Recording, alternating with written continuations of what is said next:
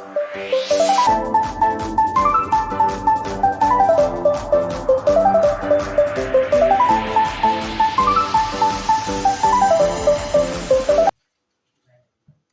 Students, पिछली class में हमने आपको डायरेक्ट और इनडायरेक्ट नरेशन सिखाए थे और आज की क्लास में हम आपको एक नए टॉपिक को सिखाने जा रहे हैं जो है फ्रेमिंग क्वेश्चंस। फ्रेमिंग क्वेश्चंस का अर्थ होता है कि हमारे पास आंसर होते हैं, उनसे हमें क्वेश्चन बनाने होते हैं और बोर्ड की क्लासेस में 2 फ्रेमिंग क्वेश्चंस आते हैं जो 2 नंबर के होते हैं। देखिए, फ्रेमिंग क्वेश्चन में क्या होता है कि हमारे पेपर में आंसर दिए होते हैं और उनसे हमें क्वेश्चंस बनाने होते हैं। तो आपको कुछ मोटे मोटे रूल्स हैं जो याद रखने हैं। क्या याद रखना है? देखो, आपको पेपर में आई या वी दिया होगा तो आपको आई को यू में कन्वर्ट कर देना है और अगर वी लिखा हो आंसर में तो क्वेश्चन बनाते समय वी को भी यू में कन्वर्ट कर देते हैं। अगर आंसर में हमारे पास माई लिखा होता है या फिर अवर लिखा होता है तो माई और अवर को भी हम योर में कन्वर्ट कर देते हैं। अगर हमारे पास आंसर में मी या अस लिखा होता है तो उसे भी हम यू में ही बदल देते हैं। अगर हमारे पास क्वेश्चन में इस तरफ वाले कोई प्रोनाउन दिए हों, जैसे यू लिखा है, सब्जेक्ट दिए हों, अगर मान लो हमारे पास यू हो तो यू को हम आई या वी में कन्वर्ट कर देते हैं। अगर हमारे पास सब्जेक्ट में योर लिखा हो तो हम योर को माई या अवर में कन्वर्ट कर देते हैं। अगर हमारे पास क्वेश्चन में जो हमारे पास क्वेश्चन पेपर है उसमें यू दिया हो तो यू को हम मी या अस में कन्वर्ट कर देते हैं। तो ये कुछ जर्नल चेंजेस हैं जो हमें फ्रेमिंग क्वेश्चन बनाते समय चेंज करने होते हैं। आंसर में हमारे पास ये होता है और जब हम क्वेश्चन बनाते हैं तो उसकी जगह हमें इन्हें अप्लाई करना होता है। और जैसा कि आपको मालूम है कि अगर मान लो हेल्पिंग वर्ब कौन सी है, ये हमने आपको पहले की क्लास में बताई थी। तो अब आप देखिए, यहाँ हमने कुछ हेल्पिंग वर्ब्स लिखी हैं जैसे is, are, am, was, were, can, could, shall, should, will, would, has, have, had, do, does, did, may, must, might, need to, ought to. इसके अलावा भी बहुत सारी हेल्पिंग वर्ब होती हैं, लेकिन अभी आपके सिलेबस में इन्हीं हेल्पिंग वर्ब्स को हम यूज करना सीखेंगे। तो देखिए, अब हम इस तरफ आते हैं वापस। अगर आंसर में यानी कि पेपर में कोई हेल्पिंग वर्ब हमारे पास दी हुई है तो आपको क्या करना है कि हेल्पिंग वर्ब को अगर आवश्यक हो तो हम उसे चेंज करेंगे, वरना जो हेल्पिंग वर्ब हमारे पास है उसे सेंटेंस में सबसे आगे लिख देंगे। तो सेंटेंस को हेल्पिंग वर्ब से शुरू करेंगे और बाकी जो रिमेनिंग सेंटेंस है उसे एज इट इज पूरा का पूरा उतार देंगे। प्रोनाउन को अगर आवश्यक है तो जैसा हमने यहाँ ऊपर आपको बताया है, प्रोनाउन को चेंजेस कर देंगे। देखिए कैसे करेंगे, बिल्कुल सिंपल है।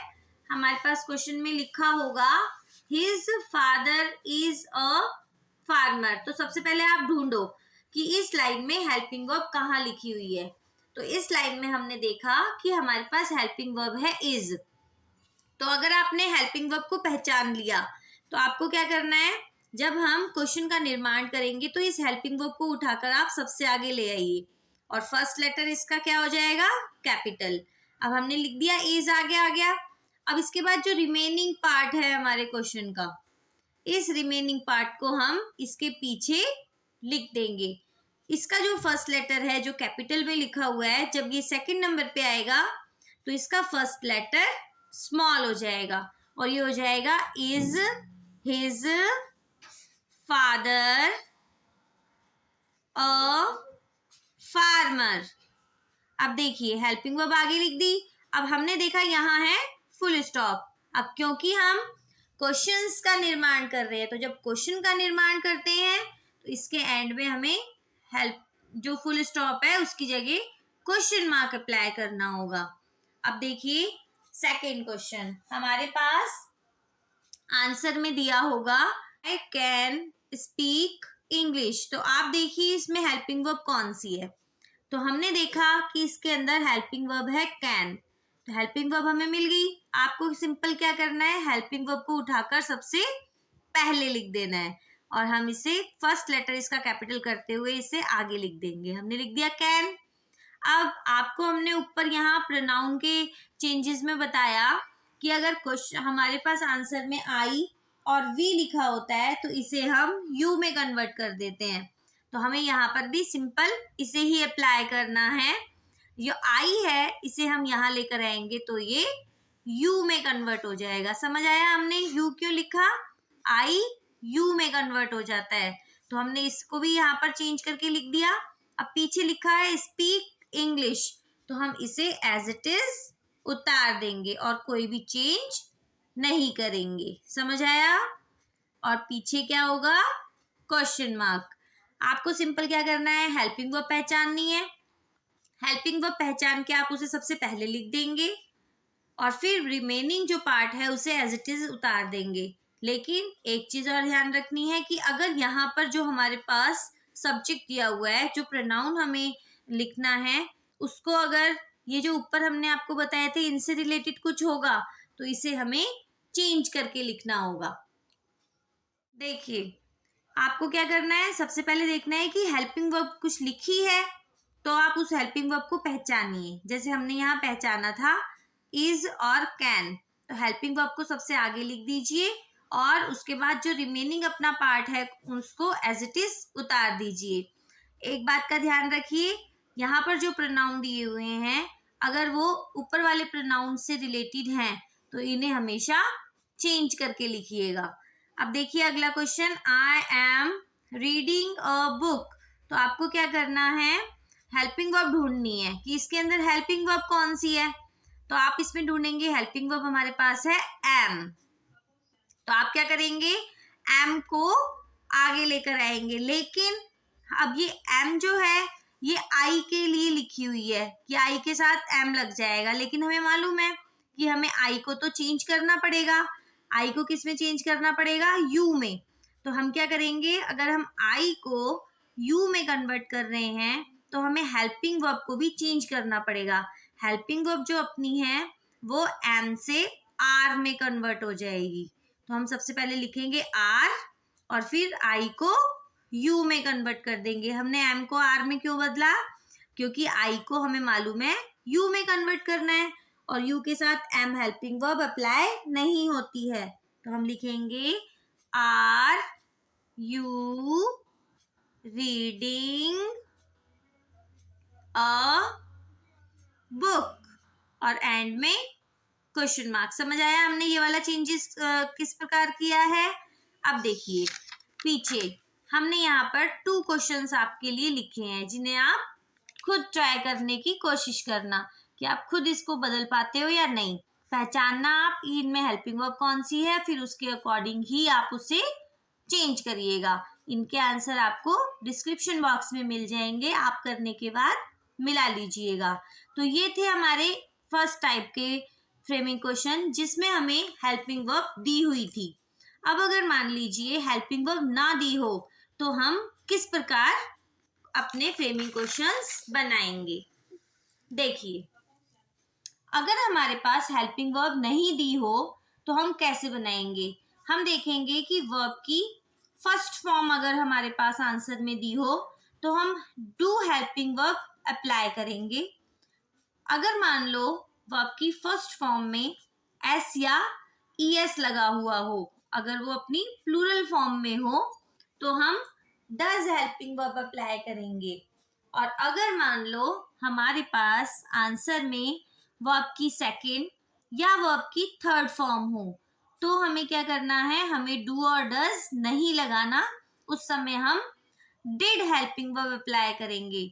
और साथ ही साथ आपको ये भी ध्यान में रखना है कि जब हम आंसर से क्वेश्चन बनाते हैं तो क्वेश्चन में हमेशा क्या होता है, वर्ब की फर्स्ट फॉर्म ही लगाई जाती है, फर्स्ट फॉर्म ही अप्लाई होती है। अब आप देखिए हमारे पास दूसरा क्वेश्चन है। देखिए हमने यहाँ आपको थोड़ा और सिंपल वे में लिखा है कि यदि हेल्पिंग वर्ब ना हो आंसर में और वर्ब में एस या ईएस लगा हो तो डज से क्वेश्चन शुरू होगा और वर्ब में से एस या ईएस को हटा दिया जाएगा, यानी कि वर्ब की फर्स्ट फॉर्म ही लगेगी, उसको प्लूरल फॉर्म में नहीं लिखेंगे। अगर मान लीजिए आंसर में वर्ब की फर्स्ट फॉर्म हो तो डू से क्वेश्चन शुरू करेंगे, जो भी मैंने आपको पीछे बताया। और अगर आंसर में वर्ब की पास्ट फॉर्म होगी यानी कि सेकंड या थर्ड फॉर्म होगी तो डिड हेल्पिंग वर्ब से क्वेश्चन को शुरू करेंगे। आपको ये याद रखना है कि क्वेश्चन में सदैव वर्ब की प्रेजेंट फॉर्म अर्थात वर्ब की फर्स्ट फॉर्म ही लगाई जाएगी और वाक्य के अंत में हमेशा क्वेश्चन मार्क लगाया जाएगा। तो चलिए आपको सिखाते हैं ऐसे फ्रेमिंग क्वेश्चन जिसमें हेल्पिंग वर्ब नहीं दी हो। ध्यान से समझिएगा। देखिए अब जैसे ये क्वेश्चन है, दे गो टू स्कूल। अब इसमें आपको कहीं हेल्पिंग वर्ब दिख रही है? नहीं दिख रही। अब हेल्पिंग वर्ब नहीं है तो आपको क्या करना है, आपको देखना है इसमें वर्ब कहाँ पर है, क्रिया कहाँ है। तो इसमें वर्ब हमें दी है गो और गो है वर्ब की फर्स्ट फॉर्म। तो अभी हमने आपको पीछे बताया था कि अगर वर्ब की फर्स्ट फॉर्म दी होगी तो हमें डू हेल्पिंग वर्ब अप्लाई करनी होगी। तो हमने देखा यहाँ वर्ब की फर्स्ट फॉर्म है तो हम अपने दिमाग से डू हेल्पिंग वर्ब लगाते हैं और आपको ये बताया था कि भाई डू हेल्पिंग वर्ब लगाई है। अब इसके बाद हमें देखो सबसे पहले आपको हेल्पिंग वर्ब लगानी है, फिर आप सब्जेक्ट लगाएंगे, फिर आप मेन वर्ब लगाएंगे और फिर आप अपना आगे का ऑब्जेक्ट लिखकर क्वेश्चन मार्क लगाएंगे। तो देखिए हमारे पास डू लगा दिया। अब हम सब्जेक्ट देखते हैं, यहाँ पर सब्जेक्ट है दे, तो दे को हम नीचे लिखेंगे। कैसे लिखेंगे? टी को छोटा बना देंगे, डू दे और फिर मेन वर्ब गो लिखा है, गो का गो ही लिख देंगे, टू स्कूल। क्या करा हमने कुछ ज्यादा दिमाग को जोर नहीं डालना है, ये देखना है कि हेल्पिंग वर्ब नहीं है तो वर्ब देखो, वर्ब की फर्स्ट फॉर्म है तो डू अप्लाई करो और बाकी रिमेनिंग पार्ट ऐसे के ऐसे ही लिख दो। अब देखो जैसे अपना सेकंड क्वेश्चन है, सेकंड क्वेश्चन में लिखा है I play football in the evening. तो इसमें हेल्पिंग वर्ब दिख रही है आपको कहीं? इसमें हेल्पिंग वर्ब नहीं है। इसमें भी अगर हेल्पिंग वर्ब नहीं है तो हमें मेन वर्ब को ढूंढना होगा। मेन वर्ब क्या है? प्ले। तो वर्ब की फर्स्ट फॉर्म है ये, हमको क्या करना है, वर्ब की फर्स्ट फॉर्म है तो डू हेल्पिंग वर्ब अप्लाई करना है। डू कर लिया हमने अप्लाई। अब हमें देखना है कि सब्जेक्ट क्या लगाएं। सब्जेक्ट हमने यहाँ देखा आई है, आई को हमें कन्वर्ट करना होता है हमेशा यू में, ये ध्यान रखना। हमने लिखा आई को कन्वर्ट करके you, do you play, play को एज इट इज लिखेंगे क्योंकि ये इसकी फर्स्ट फॉर्म है। फिर उसके बाद लिख देंगे फुटबॉल इन द इवनिंग और लास्ट में क्वेश्चन मार्क। समझ आया? अब देखो थर्ड क्वेश्चन में हमारे पास है he runs on the road. अब इसमें कहीं आपको हेल्पिंग वर्ब नजर आ रही है? नहीं आ रही। वर्ब नजर आ रही है? हाँ, इसमें वर्ब है रन्स, लेकिन हमने ये देखा कि रन तो वर्ब की फर्स्ट फॉर्म होती है और उसमें एस लगा हुआ है। तो अभी पीछे आपको बताया था कि अगर वर्ब की प्रेजेंट फॉर्म में एस या ईएस हो तो एस या ईएस को हटा देना है। हटा, ये एस जो है वो हट जाएगा और अब हम क्या करेंगे, एस लगा हुआ था तो यहाँ पर डू हेल्पिंग वर्ब तो आ ही नहीं सकती, हमें डज हेल्पिंग वर्ब अप्लाई करनी होगी। अब डज लिखा हमने, क्यों लिखा? क्योंकि वर्ब की फर्स्ट फॉर्म में एस था। अब ये ही जो है इसे सेकंड नंबर पर ले आएंगे, डज ही और रन्स में से एस को हटाकर ओनली रन लिखेंगे, एस को हटा देंगे। ऑन द रोड, समझ आया? और लास्ट में आएगा क्वेश्चन मार्क। तो अब देखिए ये अपना डज वाला भी आपको समझ आ गया होगा। डू वाला तो आ ही गया आपको, अब डज वाला भी बता दिया। अब हम पहुंचते हैं क्वेश्चन नंबर 4 पर। लिखा है सीता सा अ स्नेक इन द रूम। तो इसमें कहीं हेल्पिंग वर्ब है? कहीं पर भी हेल्पिंग वर्ब नहीं है। आपको क्या करना है? वर्ब पहचाननी है। तो इसमें हमने देखा कि इसमें तो वर्ब दी हुई है सा, जो कि वर्ब की कौन सी फॉर्म है? Second form. किसकी सेकंड फॉर्म है ये सा? सी की सेकंड फॉर्म है। सी सा सीन, तो ये सा सी की सेकंड फॉर्म है। अब हमें क्या करना है? आपको बताया था अगर वर्ब की सेकंड या थर्ड फॉर्म हो और हेल्पिंग वर्ब ना हो तो आपको डिड हेल्पिंग वर्ब अप्लाई करनी है। तो आप लिखोगे डिड। डिड क्यों आया? क्योंकि यहाँ वर्ब की सेकंड फॉर्म थी। डिड सीता, सीता का एस हम छोटा नहीं करेंगे क्योंकि ये एक नाम है, और अगर किसी का नाम लिखा होता है तो उसके फर्स्ट लेटर को हम छोटा नहीं कर सकते क्योंकि ये प्रॉपर नाउन हो जाता है। डज सीता, अब जो सा लिखा हुआ है इसकी प्रेजेंट फॉर्म लिखनी होगी। सा की प्रेजेंट फॉर्म है see. Does Sita see a snake in the room? A snake in the room, समझ आया आपको? लास्ट में क्वेश्चन मार्क। तो डिड वाले क्वेश्चन भी हो गए, डज वाले भी हो गए और डू वाले भी हो गए। अब देखिए आज हमने आपको 2 टाइप्स के फ्रेमिंग क्वेश्चन सिखाए हैं। एक तो वो वाले जिसमें हेल्पिंग वर्ब होती है और एक वो वाले जिनमें हेल्पिंग वर्ब नहीं होती है। तो आपको ये तो अच्छे से समझ आ गए होंगे। अब देखिए जो क्वेश्चंस होते हैं वो 2 प्रकार से बनाए जाते हैं। फर्स्ट टाइप होती है यस और नो टाइप, और सेकंड टाइप होती है WH से अपने प्रश्न को बनाना। आज हमने आपको हेल्पिंग वर्ब वाले बताए हैं। जो अपनी नेक्स्ट क्लास होगी उसमें हम आपको यस और नो टाइप और WH से क्वेश्चन बनाना सिखाएंगे। होप आपको फ्रेमिंग क्वेश्चन का नया टॉपिक अच्छे से समझ आया होगा। अगर आपको फ्रेमिंग क्वेश्चन का नया टॉपिक अच्छे से समझ आया है तो वीडियो को लाइक करें, शेयर करें और हमारे चैनल को सब्सक्राइब करना बिल्कुल ना भूलें। तो मिलते हैं आपसे नेक्स्ट क्लास में। Till then bye, thanks for watching.